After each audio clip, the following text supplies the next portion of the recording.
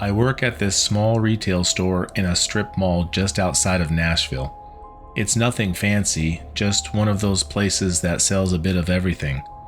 We close at 10 p.m. and usually there's a couple of us there to lock up. But that night it was just me. My coworker Michelle had been on the earlier shift and she was supposed to leave around 6 p.m. It was a pretty quiet night. We had a few customers come in, but by 9:30 the place was dead. I was just counting down the minutes, ready to go home and unwind. As I was straightening up the shelves, I happened to glance out the front windows and noticed Michelle's car still parked in the lot. It was this beat-up old Honda Civic that you'd recognize anywhere. At first, I thought maybe she had car trouble or something, but then I remembered she left hours ago. I figured she might have gotten a ride from someone and just left her car there, but it bugged me, Something about it just didn't sit right. So I finished closing up the store, made sure everything was locked and secure, and decided to take a quick look inside to see if maybe she was hanging around for some reason. When I got to the back office, the light was still on. That was weird because Michelle was always meticulous about turning off lights and locking doors. She was kind of a by-the-book type, always following the rules. I pushed open the door and there it was, her phone and keys sitting right on the desk. Her purse was on the floor next to the chair. Now, this freaked me out a bit. I mean, who leaves their phone and keys behind? I picked up her phone and saw she had a bunch of missed calls and texts from her boyfriend, asking where she was. I tried calling her boyfriend to see if he'd heard from her, but he was just as clueless as I was. At this point, I'm really starting to worry. I mean, it's late and the store is empty. The whole place suddenly felt a lot creepier. I decided to check the security cameras, thinking maybe I could see what time she left or if something happened. The footage showed her leaving around 6:15, like she was supposed to. She walked out the front door and that was it. No sign of anyone else around her, nothing unusual.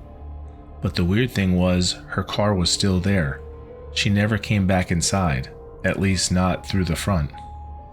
Feeling a bit like I was in one of those horror movies, I decided to check the back entrance. It's one of those heavy metal doors that locks automatically when it closes, and it was still locked from the inside. I checked the storage room, the bathroom, everywhere I could think of. There was absolutely no sign of her. I called my manager and explained the situation. She sounded worried too and told me to wait there while she drove over. So there I was, sitting alone in this empty store with only the hum of the fluorescent lights. Every little noise made me jump. When my manager finally arrived, we did another thorough search of the place to see if there was something or a clue we were missing. Still nothing. We ended up calling the police. They came, took our statements, and did their own search. But they didn't find anything either. Michelle had just vanished. The next few days were a blur. The police interviewed everyone, checked the security footage again, and even searched the surrounding area. But there was no trace of her. It was like she just disappeared into thin air. I couldn't get it out of my head. I kept replaying that night over and over, wondering if I'd missed something. The store didn't feel the same after that. Every time I closed up, I'd get this uneasy feeling like someone was watching me. I wasn't the only one either. Some of the other employees started saying the place felt off, that they'd hear weird noises when no one else was around. One night, about a month after Michelle disappeared, I was closing up again. I had just finished locking the front door when I heard this faint sound coming from the back of the store. My heart was pounding as I walked toward the noise. It was coming from the back door. I quietly walked up to it and heard light tapping on the door. I just backed away because there was no way I was going to open that door up to see what was making that noise. After a few minutes, the noise just stopped. I quickly ran back to the front of the store. I locked the front door and bolted to my car. I just wanted to get as far away as possible. I sat in my car looking around the parking lot for a couple of minutes, trying to calm down before I drove home. The next day, I called in sick. I couldn't face going back there. Michelle was still missing and no one had any answers. The police were still looking, but the case had gone cold. Life went on, but not for me. I ended up quitting a few weeks later. I couldn't deal with the constant feeling of fear and anxiety every time I stepped into that store. It's been a few months now, and I still can't shake the feeling that something terrible happened to Michelle. I don't know if I'll ever get over what happened. Maybe I'll never know the truth. But one thing's for sure, I'll never forget that night, and I'll never stop wondering what really happened to Michelle.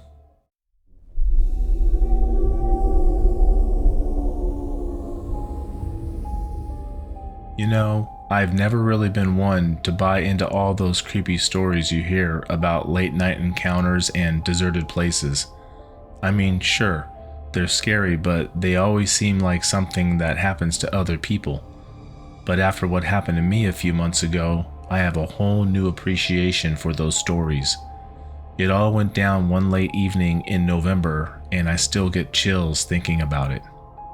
I work at an advertising firm downtown. It's a decent gig, but the hours can be brutal. That particular night, I was wrapping up a project that had me in the office way past normal hours. By the time I finally called it quits, it was close to 11 p.m. The office was practically empty except for a few night owls in the IT department who were still plugging away at their keyboards. I gathered my things, threw on my coat, and headed out. My car was parked in the underground garage beneath the building, a place that's usually busy during the day but turns into a ghost town at night. As soon as the elevator doors opened to the parking level, I felt that familiar chill of stepping into an empty space. The bright fluorescent lights put off creepy shadows, and every little sound seemed amplified. The garage was mostly empty, except for a few scattered cars. I could see my car parked a little ways off, and next to it, a solid white van. It wasn't uncommon to see these types of vans in the city, but something about this one felt off. It was parked unusually close to my car, which made me feel super uncomfortable. I hesitated for a moment, considering my options. There was an elevator behind me and a stairwell to my left, but neither seemed particularly appealing at that moment. Besides, I just wanted to get home, so I started walking towards my car, trying to shake off the nerves I was feeling. As I got closer, I could see that the van's windows were tinted, making it impossible to see inside. My heart started to race, and I sped up my pace, my keys clutched tightly in my hand. I was maybe 10 feet away when the van's side door suddenly slid open. My heart practically leaped out of my chest. A man jumped out, and before I could react, he lunged at me, grabbing my arm. Pure adrenaline kicked in, and I yanked my arm free and stumbled backward, my keys flying out of my hand. He grabbed at me again, but I managed to duck and twist away, my instincts screaming at me to run. I took off towards the stairwell, my heart pounding so hard I thought it might burst. I could hear him behind me, his footsteps echoing in the empty garage. I reached the stairwell door, flung it open, and practically threw myself inside. I could barely breathe, and I could hear the guy cussing behind me as I bolted up the stairs. I didn't stop until I reached the lobby level, bursting out of the stairwell and into the empty foyer. I glanced around, desperate for help, but the security desk was empty. I spotted a phone on the wall and sprinted towards it, my hand shaking as I dialed 911. The operator's voice was calm and steady, a stark contrast to my own panicked voice as I explained what had happened. She told me to stay on the line and that officers were on their way. I huddled in a corner, my back pressed against the wall, eyes looking to the stairwell door every few seconds. It felt like an eternity before I finally heard the distant wail of sirens. Relief washed over me, but I couldn't shake the fear that the man might burst through the door at any second. I clutched the phone like a lifeline. I could feel the pain in my hand from gripping it so tight. When the police arrived, they swept through the building, checking the garage and the surrounding areas. They found my keys near my car, but the van and the man were gone. The officers were kind, reassuring me that they'd do everything they could to find the guy. They took my statement, asking for every detail I could remember. The man's face was a blur in my memory. I just couldn't give them a good description, which made me kind of upset. I described the van as best I could, but without a license plate number, it felt like a long shot. The police escorted me to my car, making sure I was safe before I drove home. That drive felt surreal, the city lights passing by in a haze as I replayed the night's events over and over in my mind. I kept glancing in my rearview mirror, half expecting the van to appear behind me. When I finally reached my apartment, I double-checked all the locks and spent the night on my couch. The next few days were a blur of anxiety and paranoia. I couldn't shake the feeling that I was being watched, that the man might come back. I started parking in different garages near my building, trying to vary my routine.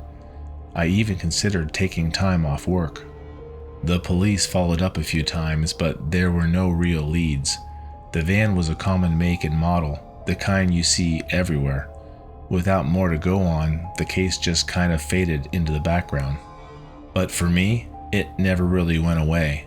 Every time I step into a parking garage, I feel that same chill, that same sense of nervousness. I'm hyper aware of my surroundings now, always looking over my shoulder, always on edge. It's exhausting living with that kind of fear, but it's also a reminder of how quickly things can change, how a routine night can turn into a nightmare.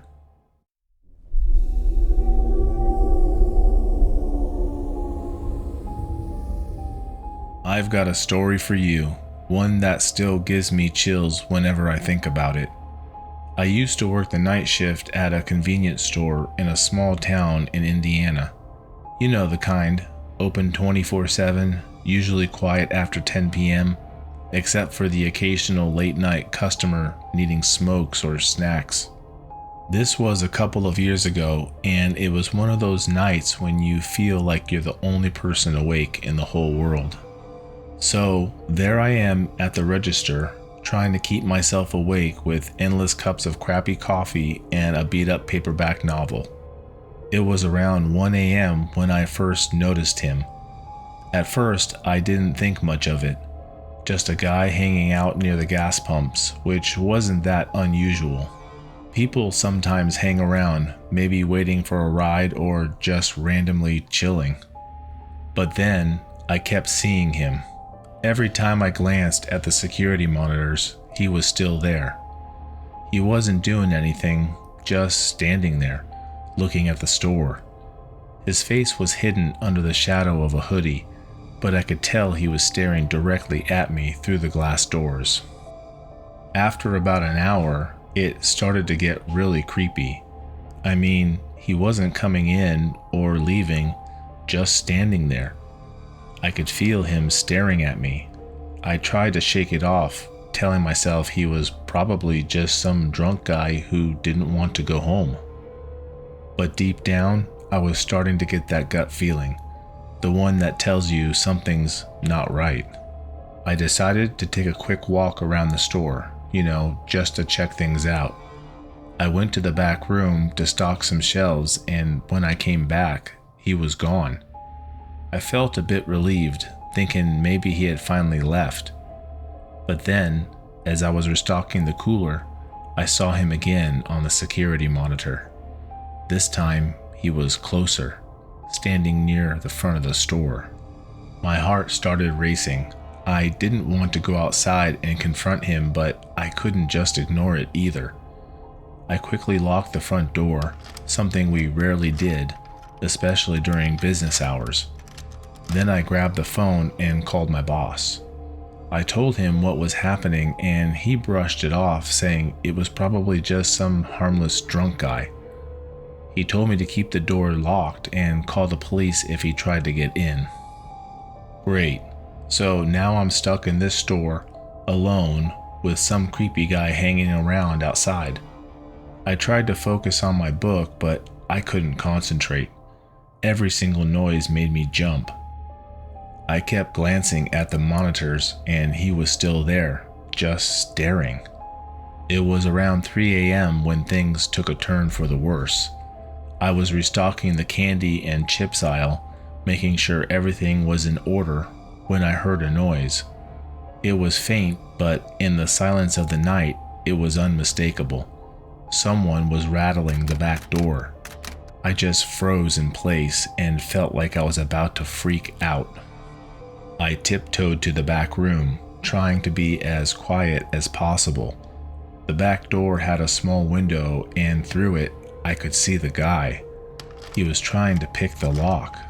My hands were shaking so badly, I could barely dial 911.